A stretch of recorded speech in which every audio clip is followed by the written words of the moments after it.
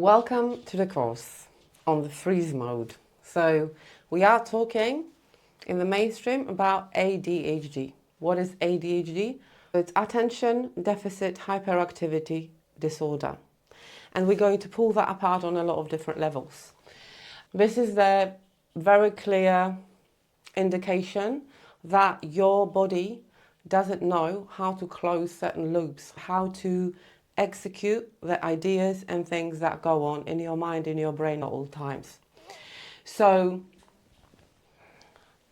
you pay attention to a lot of different things. A lot of things are very interesting to you, but for whatever reason, you have decided or you've been told that they're not really worth pursuing or whatever.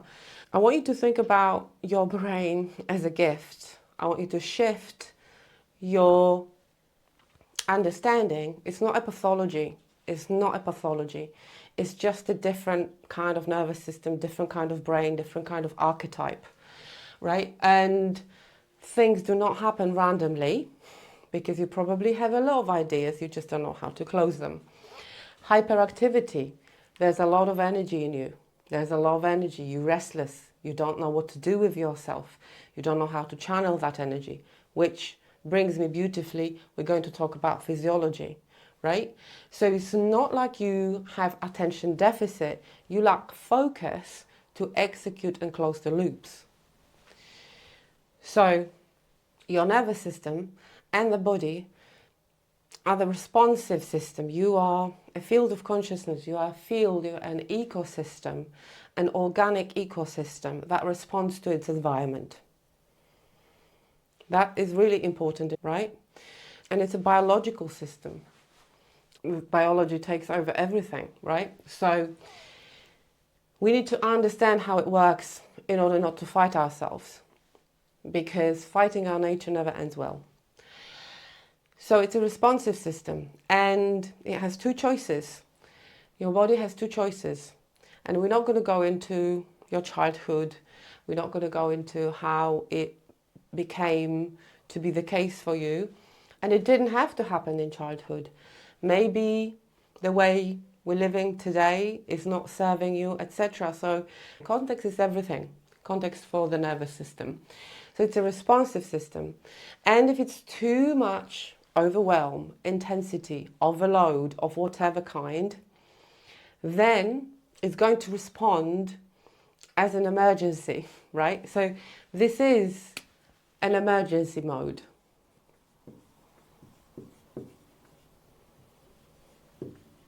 That's why everything feels like an emergency, even if it's not. So we have two choices. Your body has two choices. If the environment is safe, it goes into parasympathetic response. It's called rest, digest, regenerate. And this is where you're safe, social, you're in flow. That's another name for it, right? So you have clarity, hope, perspective, and you can be your higher self. You can be the best version of yourself, or whatever the narrative you may choose. But this is actually about when we are safe and we are calm and our nervous system doesn't perceive any dangers around us. And those threats and dangers can be psychological, emotional, mental. It could be pressure, could be deadlines, it could be anything that actually we get exposed to today on a daily basis. And these days you don't have to actually go anywhere physically because the consumption, your mind is an open system, so the consumption of certain things will create a reaction, a response in your nervous system. Freeze mode is an expression of sympathetic response, which is the stress response, okay?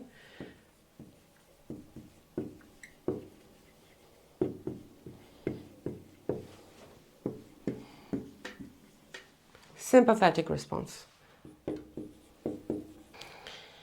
When that happens, there's a lot going on physiologically, very quickly, and below your conscious awareness. So you have nothing to do with it. You have nothing to do with the response.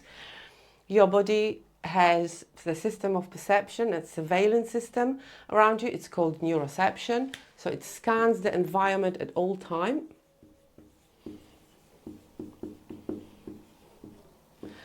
The neuroception is doing the scanning and is looking to answer a question, am I safe here or am I not safe here? And it gathers the data at all times when you're conscious and you moving around or whatever. The only time when it's not active is when you're actually unconscious. And by design, we're not supposed to be aware of this because we cannot pay attention. So our body is doing an amazing job for us. And if the data indicates that something is too much, you're under threat again, of whatever kind, and it doesn't have to be physical in today's world. The interpretation is very different and people have different threshold. You are very sensitive to information around you. So by design, ADHD brain scans everything, and like you pay attention to a lot of different things, a lot of things you find interesting, people, places, things, ideas. They don't make sense to anyone else, but they make sense to you and to your nervous system. The way we label them and we interpret our environment, obviously it depends on the society, the family, etc., or the school system. But it's your nature, it's your biology. So if the body goes, okay, we're unsafe here, there's a tipping point, and you've reached that tipping point, then a couple of things go on automatically. First of all, there's mobilization of energy.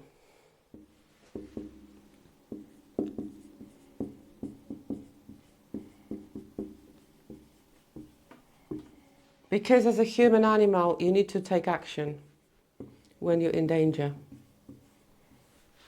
or under threat. So mobilization of energy, that's the hyperactivity bit. Body draws the energy and generates a lot of energy in order to take action. Okay, so first of all, adrenaline, cortisol gets released into your system.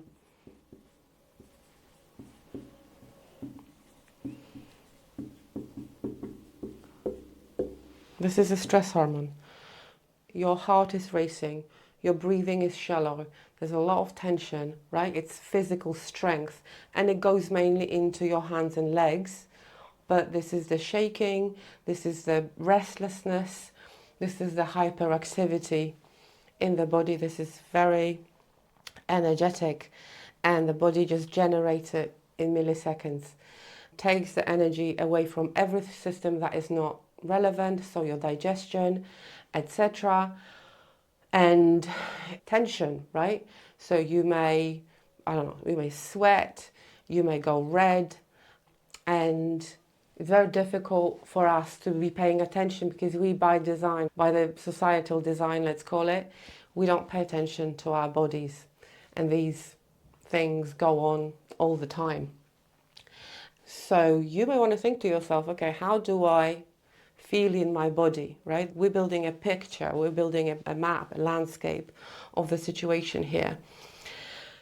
So physiologically, as you can see, a lot has happened, and now I want to talk about your brain, because one of the most important things that happen is that your amygdala, which is your fear center, gets activated.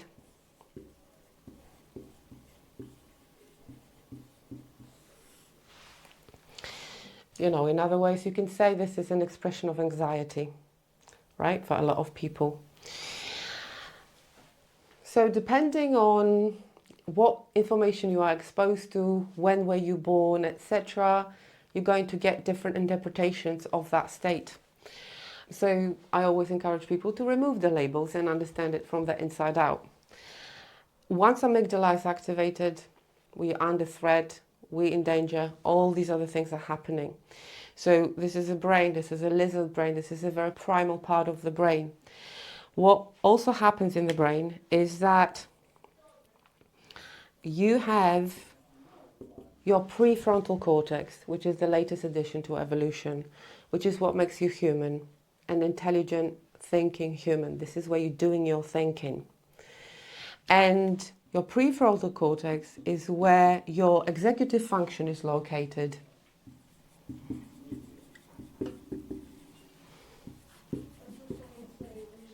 What is executive function? Your higher thinking processes.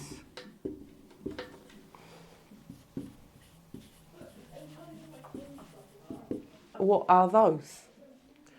Planning, problem solving,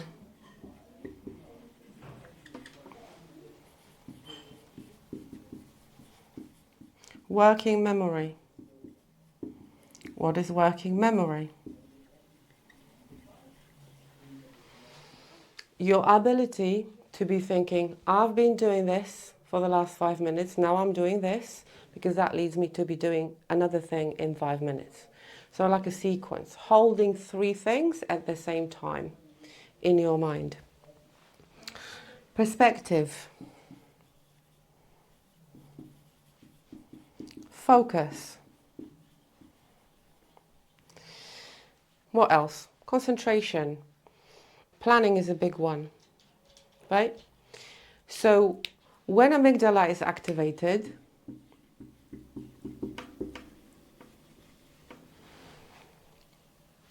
your prefrontal cortex goes offline. So you have no access to any of these. No access. Why? Because when human animal is under threat or under stress, higher thinking processes are irrelevant. They don't matter. If they don't matter, they get switched off, because brain is a very demanding organ and thinking is energetically costly, and it's not going to bring you a solution because it's not going to come from your higher brain, higher thinking processes, because you actually need to take action that is not rational, because it's also your rational brain.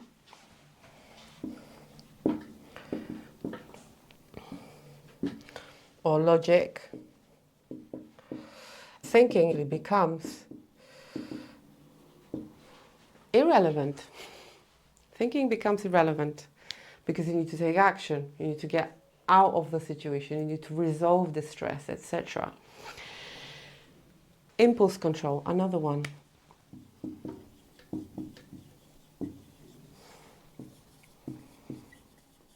Your behaviors while you're stressed, while your body is in freeze mode, are not to be controlled, right?